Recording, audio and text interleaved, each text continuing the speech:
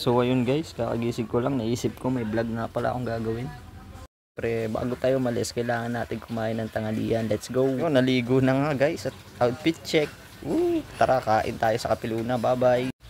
Ayun na nga guys, aalis na sana ako nito kaso ang lakas pala ng ulan sa labas.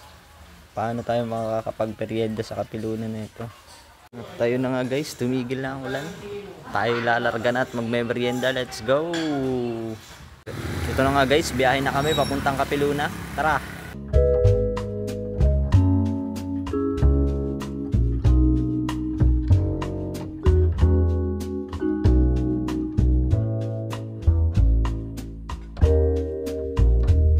At ayun nga guys, inaabot kami ng ulan at nakita ko nga ang isa kasamang vlogger din.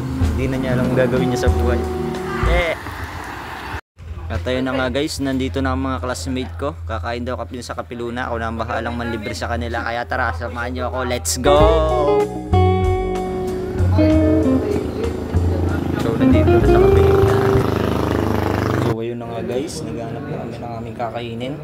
Para busog na kami. Kaya tara, kainan na! At ayun na nga guys, tapos na kami kumain.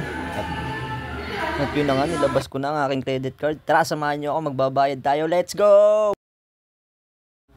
So, ayun na nga guys, magbabayad naman tayo pagkatapos natin umorder at kailangan natin bayadan. Hindi tayo pwedeng tumakas dyan. At ayun na nga guys, inabot na. Kung magkano, 1K po ang gastos ko dyan guys.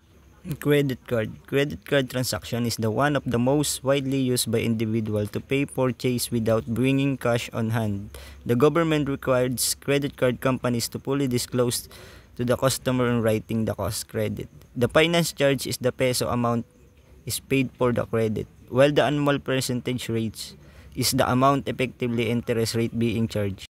Dito po sa credit card na ito makikita nyo yung maliit dyan na parang pin. So yun po yung parang SIM card kung sa cellphone. And then yan din po yung binayad ko kasi dito po sa video nito wala po akong dalang cash at kailangan namin magbayad.